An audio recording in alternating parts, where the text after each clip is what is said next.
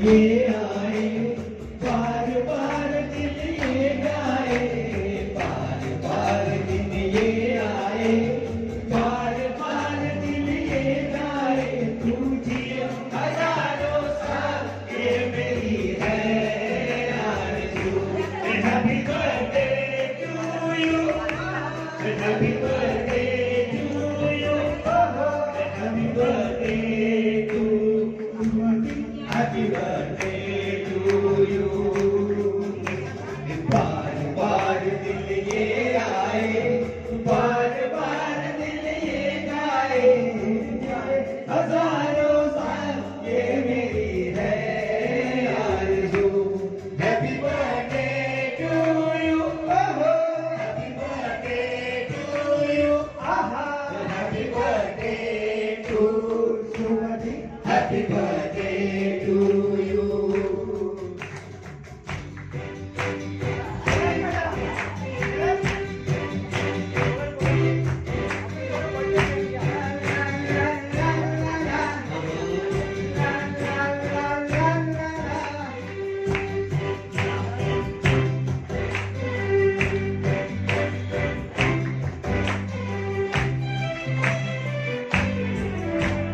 बेकरार हो के दामन थाम लूं किसका, बेकरार हो के दामन थाम लूं मैं किसका। क्या मिसाल तू ऐसे ही नाम लूं मैं किसका। नहीं नहीं ऐसा हंसी कोई नहीं है,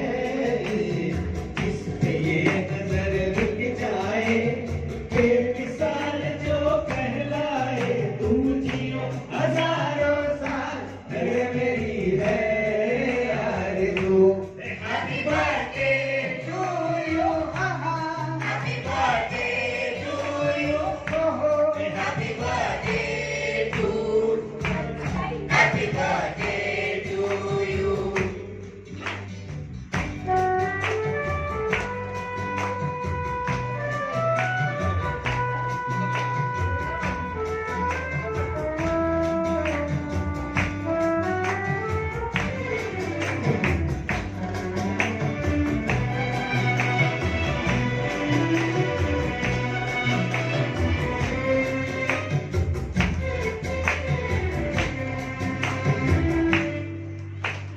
औरों की तरह कुछ भी मैं तोहफा आज लाता, औरों की तरह कुछ मैं भी तोहफा आज लाता।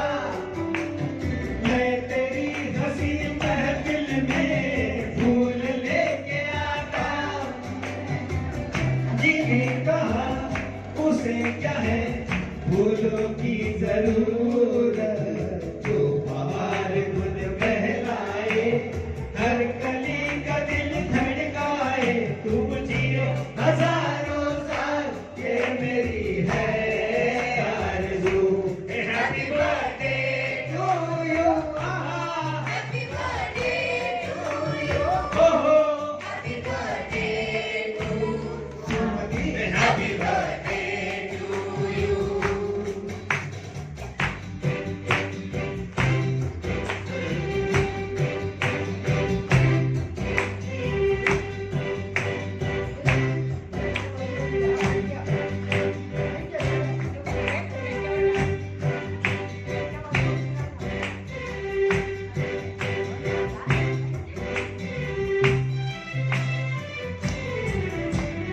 फूलों ने चमन से तुझको है सलाम भेजा, फूलों ने चमन से तुझको है सलाम भेजा। तारों ने गगन से तुझको ये प्याम भेजा। दुआ है ये खुदा करे के शौक तुझको चांद की उम्र लग जाए, आए तो कयामत आए, तू जिए हजारों साल ये मेरी है आरज़ू। Happy birthday to you, happy birthday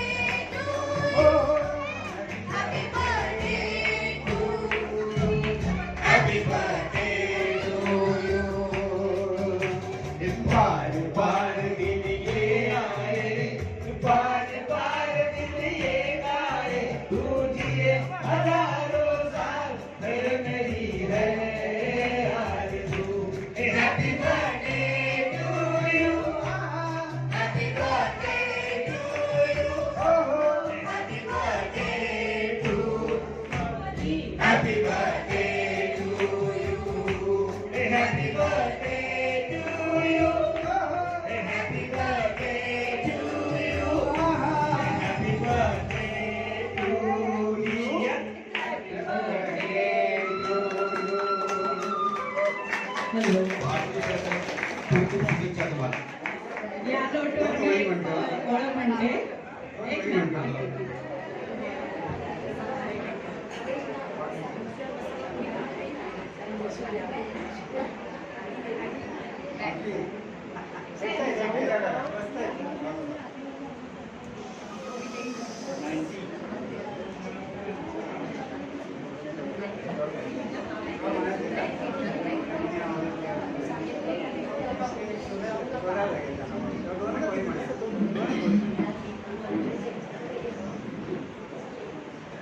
तुमच्यासाठी खास दोन ओळी. आमच्या दोघांकडे शुभेच्छा. तुम्हें और क्या दूं मैं दिल के सिवाय, तुमको हमारी उम्र लग जाए, तुमको हमारी उम्र लग जाए, तुम्हें और क्या दूं मैं दिल के सिवाय, तुमको हमारी उम्र लग जाए, तुमको हमारी उम्र लग जाए, तुमको हमारी उम्र लग जाए. क्या बात है. आम्ही उभेची शिकतोय, न शिकता थोडं छान जातं. वा वा वा. मुझे जो खुशी है तुम्हें क्या बताऊं, भला दिल की धड़कन को कैसे छुपाऊं, कहीं हो न जाऊं खुशी से मैं पागल, तुम्हें देख कर और भी मुस्कुराऊं, खुदा दिल जलों की नजर से बचाए, तुमको हमारी उम्र लग जाए, तुमको हमारी उम्र लग जाए, तुम्हें और क्या दूं मैं दिल के सिवाय, तुमको हमारी उम्र लग जाए. धन्यवाद मावशी. Happy birthday Julu. जिओ संसार.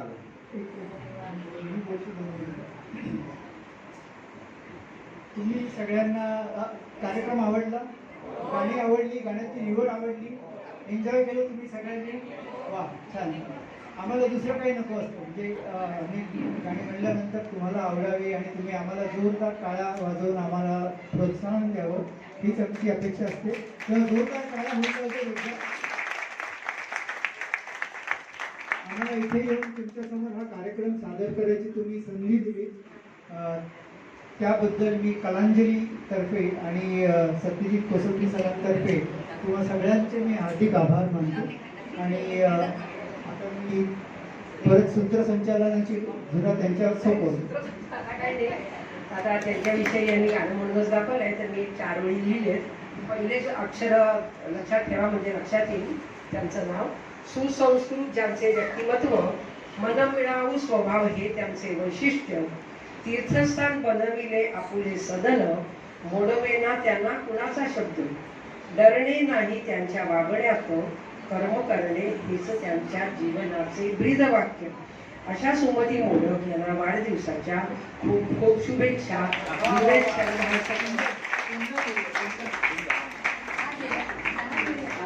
त्यांनी आता सांगितलंच, त्यांनी गाण्यांची निवड चांगली केली होती. आणि अर्थात आपल्या ह्या ग्रुपला पण थोडंसं त्यांनी जुन्या काळात नेलं. हिंदी मराठी गाण्यांचा त्यांनी मेळ चांगला सावला. आणि पुन्हा एकदा पण मराठी गाण्यांना आम्हाला मराठी जास्त त्यांना आवडले असतं, पण तरी पण त्यांचा मिलाप चांगला होता. खूप सुंदर झालं. कोसंबी साहेबांना सांगा की तुम्ही चांगला कार्यक्रम दिला, त्याबद्दल त्यांच्याविषयी कृतज्ञता व्यक्त करते. तुम्ही इथे आला, अगदी हौशीने गायला सांगितलेलं वाढदिवसाचं गाणं, त्याच्यामध्ये आम्हाला सहभागी होता आलं. त्यामुळे त्यांना एकदा वाढदिवसाच्या पुन्हा एकदा सर्वांतर्फे शुभेच्छा. त्यांच्यासाठी आपण वाढूया आणि त्यांना आपलं थोडंसं आपण त्यांचं मनोगत ऐकूया. एवढ्या मोठ्या व्यक्तीकडून आपल्याला त्यांचं जे मनोगत आहे ते म्हणजे एक आपल्यासाठी एक आशीर्वाद आहे. कायम आपल्याबरोबर राहील.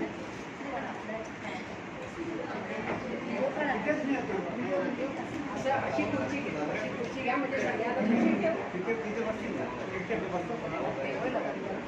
टेबल आहे त्याच्यावर बसता येतं तुम्हाला? बस, हो.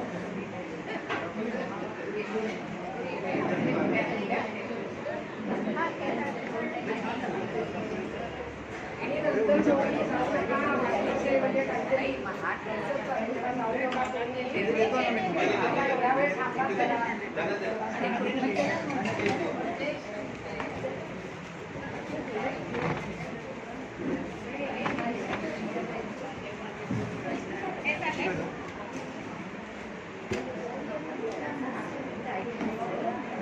खुर्ची द्या त्यांना. खुर्ची बसून बोलला आणि खुर्ची दिली. त्याच्यावर पाहिजे. आणते का? या.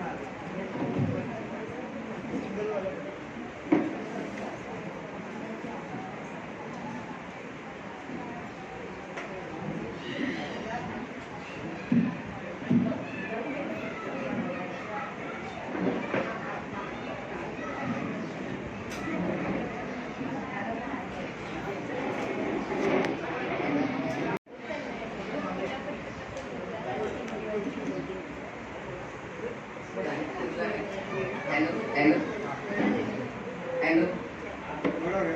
हां येतोय ना आवाज येतोय? नमस्कार मंडळी. उद्या माझा वाढदिवस आहे आणि त्याच्या पूर्वसंध्येला म्हणजे आज तुमच्या सगळ्यांच्या शुभेच्छा मला मिळणार आहेत. किती आनंदाची गोष्ट आहे, किती हा योग चांगला आलाय. आता ह्याच्याकरता कुणाचा आभार मानायचं ते मला माहित नाही, देवाचंच मानते मी. उद्या मी 90व्या वर्षात पदार्पण करणार आहे.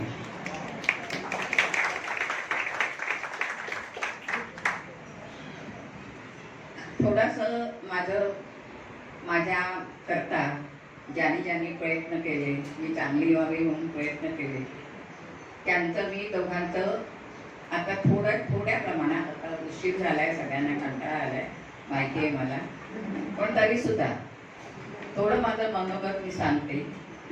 मला सुसंस्कृत करायला माझी आई, तिने मला 18 वर्षापर्यंत खूप साथ दिली, खूप माझ्याकरता प्रयत्न केले आणि मुख्य म्हणजे अध्यात्म याची तिने मला गोडी लावली. आईला आमच्या देवाचं खूप आवडायचं, तर त्याकरता त्याच्यात मी पण सामील झाले आणि तेव्हापासून मला अध्यात्माची आवड निर्माण झाली.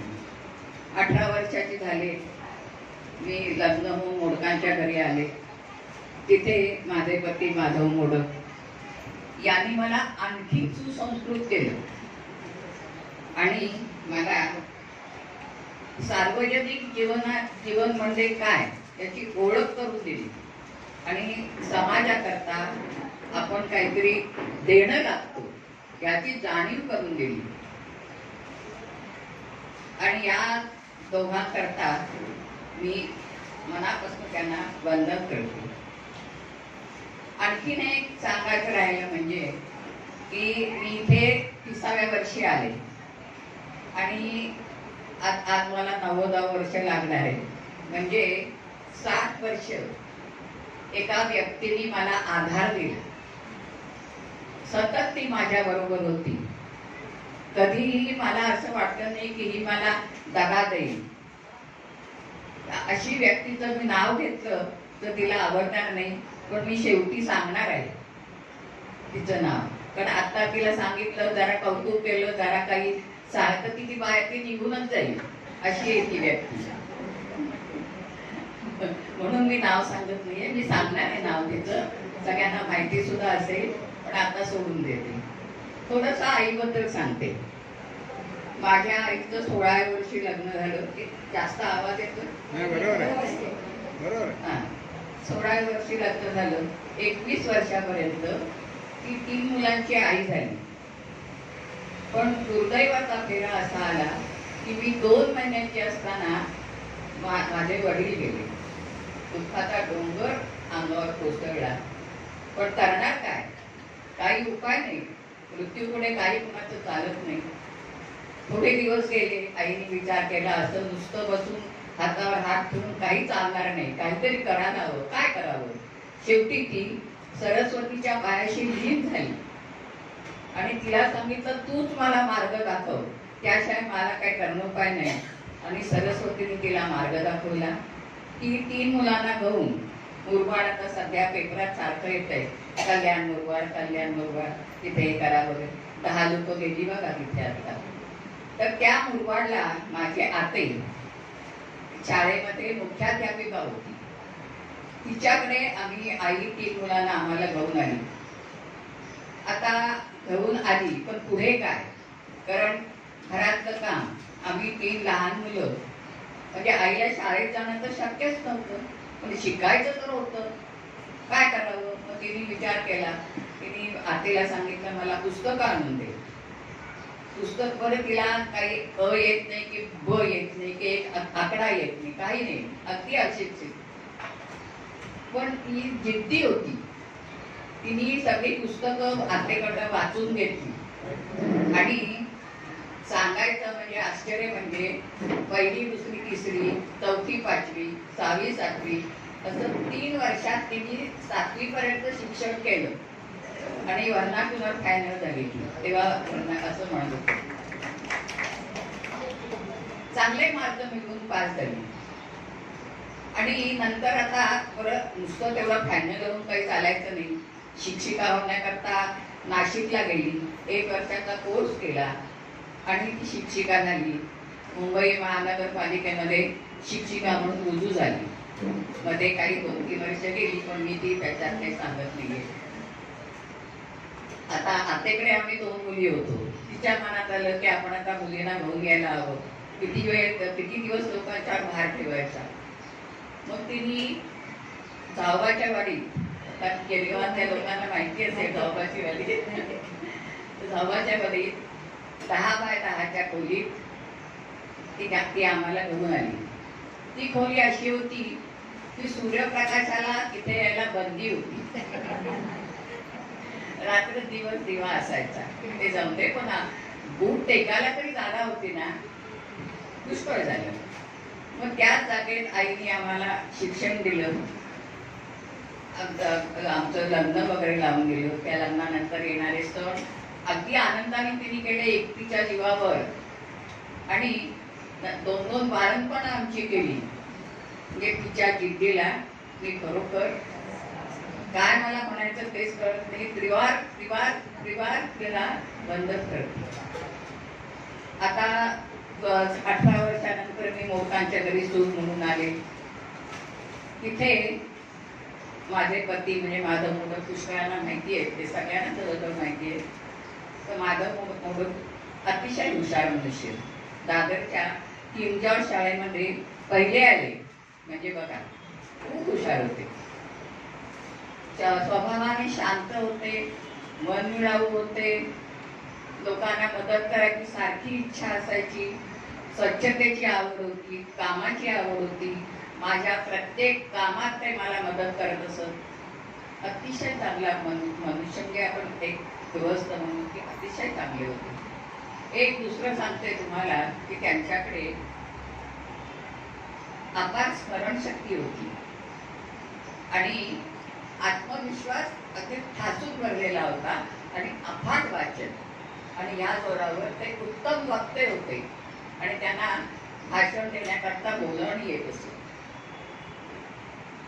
त्यांच्यावर लहानपणापासून संघाचे संस्कार. आता ही संघाची माणसं ज्यांच्याकडे असतील त्यांना माहिती असेल की त्यांची एक वागण्याची विशिष्ट पद्धत असते आणि ती पद्धत जर आपण नीट समजून घेतली तर त्या माणसासारखा उत्तम मनुष्य कुठे नसतो. ते कारण त्याचं लक्ष सारखं इकडे कमी आहे, इकडे कमी आहे, इकडे जावं, याला मदत करावी, ह्याच्याकडता पैसे, हेच डोक्यात सारखं असतं त्यांच्या. त्यामुळे आपण त्याच्यामध्ये जर पडलं तर फक्त भांडणं. त्यामुळे मी कधीही त्यांना म्हटलं नाही तुम्ही इतक्या वेळ बाहेर काय राहिल्यात, घरात तुम्हाला आहे की नाही, माझी मुलं मग मी देखील सांभाळायचं का, तुमची पण मुलं आहेत, काही नाही. मी शांतपणे घेतलं की समाजकार्य करतायत ना, चांगलं आहे ना, आपल्याला जमत नाहीये, ते करतायत करू देत ना. अशा रीतीने त्यांचा मित्रपरिवार खूप मोठा होता. आपले शिरोडकर साहेब त्यांच्या मित्रपरिवारातले. आणि त्यांची गंमत म्हणजे अशी होती की विसावाचा कार्यक्रम संपला हे दोघं गप्पा मारायला बाहेर पडायचे. बरं, गप्पा मारताना मध्ये जर चहाची आली गाडी की ते एक कप, तो कप माहिती आहे तुम्हाला केवढा असतो, त्याचा अर्धा कप दोघांनी प्यायचा. आणि गप्पा संपेपर्यंत इतके लागतील तो कदाचित इतक्या ठिकाणी त्याचं हेच काम चालत असेल.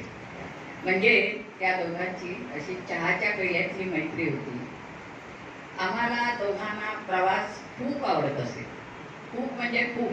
अगदी जरा संधी मिळाली की आम्ही प्रवासाला जायचो. जवळजवळ आज आहे तू हिमाचल, म्हणजे अगदी हिमालयापासून कन्याकुमारीपर्यंत आम्ही भरपूर प्रवास केले. माझी मुलगी अमेरिकेत, त्यामुळे आम्ही 3 वेळा अमेरिका वारी केली. नंतर बाकी लंका म्हणा किंवा भूतान म्हणा, हे पुष्कळ सगळं झालं. म्हणजे हे मुख्य सांगितलं तुम्हाला. आणि त्यातलं मला आवडलेलं म्हणजे एक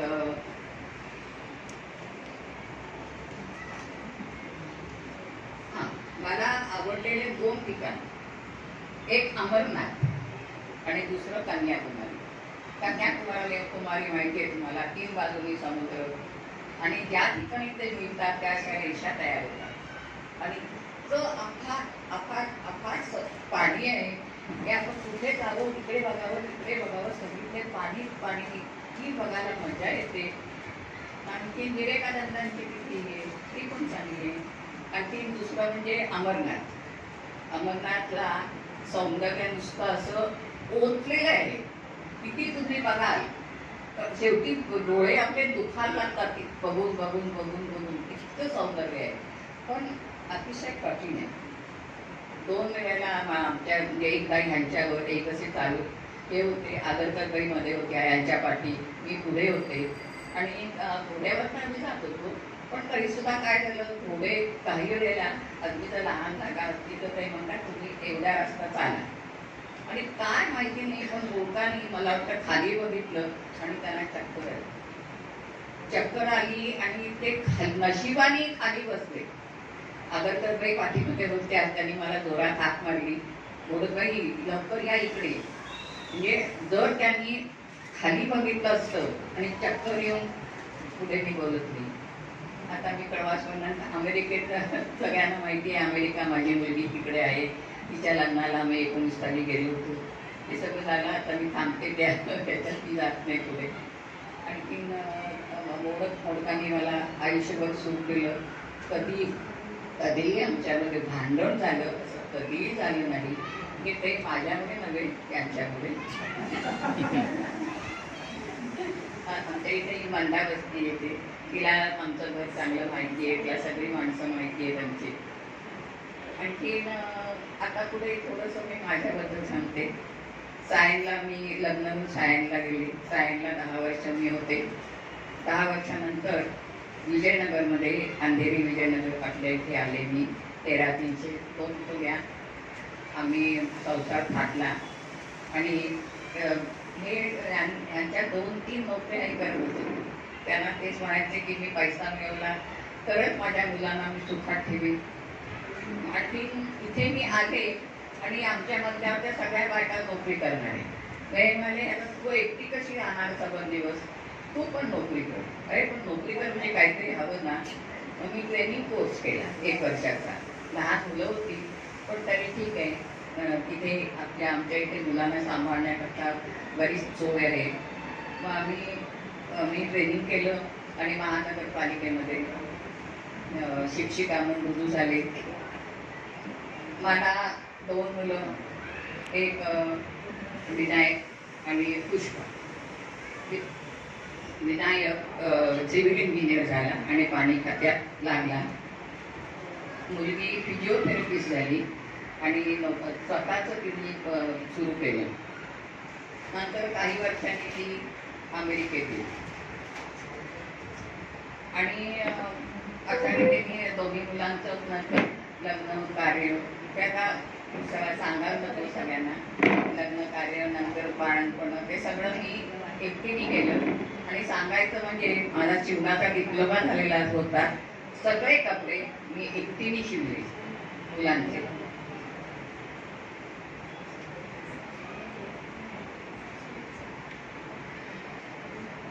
आता माझं हे झालं. आता थोडंसं माझं हे सांगते तुम्हाला मी की सार्वजनिक कार्य काय केलं. कारण बाबांना फार हाऊस होते की तू काहीतरी कर, काहीतरी कर. पण जोपर्यंत हे सारखे बाहेर असायचे नोकरीनिमित्त, मुलांचा अभ्यास म्हणा, शिक्षण म्हणा, मुलांची मुलं त्यांच्याकडे बघणं, यात बराच काळ गेला. नंतर मग संस्कार बंद होते कोर्ट डॉक्टरांनी. मग 95 साली मी रिटायर झाले आणि त्या संस्कार 3 वर्ष मी संस्कार वर्ग घेतला. माझ्याबरोबर लता आदरकर या असायच्या.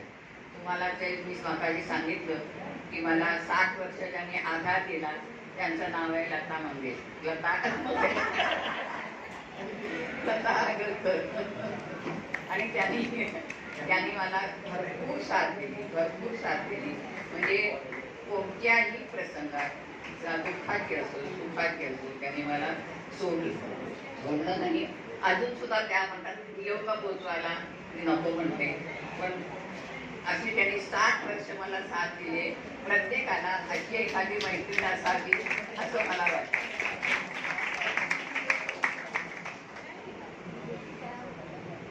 नंतर एक अध्यात्म म्हणायचं तर सकाळी मी 6:30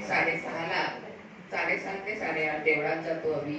तिथे त्या दिवसाचं म्हणतो. देवळात सुद्धा काही स्वच्छता करायची असली तर मी थोडीशी करते.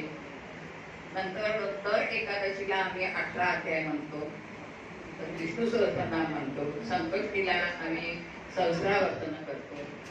घरात मी असते तर आम्हाला मी प्रवचनाला गेले तिथे त्यांनी सांगितलं तर हे नाम घेता घेता तुम्ही हे काम करा, कुठलाही स्वयंपाक म्हणा कुठलंही. आणि मी बरोबर उलट करते. ते काम मी सगळं झालं की मला देवाची आठवण होते आणि देवाचं नाव घेते. बाकी मी सकाळामध्ये काही पुस्तकं वाचते, हे मला आवडते. गीतेचं पुस्तक आदरप्रभूंनी केलेलं आहे ते वाचते. हे आणखी सार्वजनिक कामाचं म्हटलं तर तुम्हाला सकाळी सांगितलं संस्कार वगैरे घेतला. वनिता वृंदामध्ये 9 वर्ष होते. तिथे मी अध्यक्ष 3 वर्ष होते. आणि विसावामध्ये किती वर्ष होते हे मी काही मोजणार नाही, कारण विसावामध्ये हे माझं घरच आहे. घरात किती तुम्ही राहिलात ते कोणी मोजत नाही. त्यामुळे असं माझं सार्वजनिक काम थोडंसं अध्यात्म असं मध्ये दिवस चालले. आता थोडं विसावाबद्दल बोलते. एकदा विसाव्याचे काय आता करावं असं कळत होतं, कारण त्यावेळेला आपल्या उषा बापट या आल्या पहिल्या वेळेला आणि त्यांनी भरपूर मदत केली. कितीतरी त्यांनी कार्यक्रम आणले. अतिशय चांगली बाई होती. तिने भरपूर वर्ष विसावाला मदत केली. पण काय झालं, देवाला आमच्या इथली रत्न बघवत नव्हती. म्हणून घनश्याम जोशी, मुडगोले, श्री पुरोहित, श्री विषम वैद्य म्हणजे माझे गुरु, त्यांनी मला पुष्कळ शिकवलं. आणि असे हे एका मागोमाग गेले. आणि विसावाचं काम कोण करणार असा प्रश्न पडला. त्यावेळेला शिरोडकर आपले पहाडासारखे उभे राहिले. ते म्हणाले आता मी जर शांत राहिलो तरी विसावा बंद पडणार. त्याच वेळेला आपल्या आत्ताच्या ज्या कार्यवाह आहेत त्या कुठे आल्या. नंतर विद्या वरसेकर अध्यक्ष म्हणून होती. नंतर आपले रानडे काका, त्यांचाही कौतुक करायला हवं. खरंच ते स्वतः CA आहे, पण त्यांनी सगळी पैशांची व्यवस्था बघितली आणि आता विसावा जोमाने सुरू आहे. म्हणजे त्या टाळ्या वाजतात खरोखर.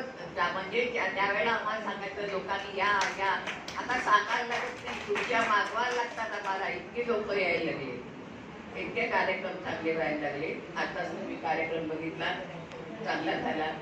आणखी असेच कार्यक्रम आता याच्या पुढे सुद्धा होतील असं मला वाटतंय. आणि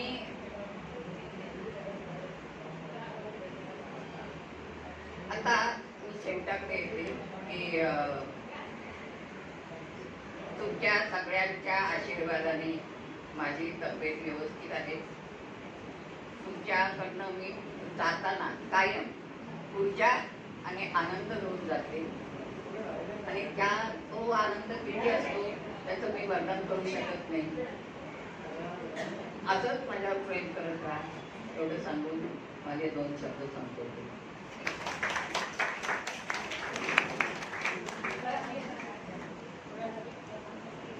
जोरात एकदा टाळ्या होऊन जाऊ दे. याच्याबरोबर आपण इतकं फणफणीत आणि इतकं सुंदर त्यांनी आपलं मनोगत व्यक्त केलं. इकडे आहे त्याच्यामुळे तर खरोखरी तुमचे आशीर्वाद आम्हाला लाभलेले आहेत. म्हणूनच आमच्या हातून कार्य करताय आणि असंच घडो. आणि तुमच्या इतकी ऊर्जा आम्हाला जितकं आमचं आयुष्य आहे तितक्या वेळा मिळो अशी प्रार्थना करते. आणि जीवेत शरदा शतम ईश्वर चरणी आमच्या घरच्या लोकांची सर्वांकडे साथ आहे. माझा मुलगा इतकं माझ्यासाठी करतो की मला आता काय करावं तेच कळत नाही. आई जेवलीस, आई इकडे गेलीस, आणि पोहोचवायला मला रोज येतो देवळामध्ये. खूप चांगलं आहे, त्याची साथ मला कायम मिळव.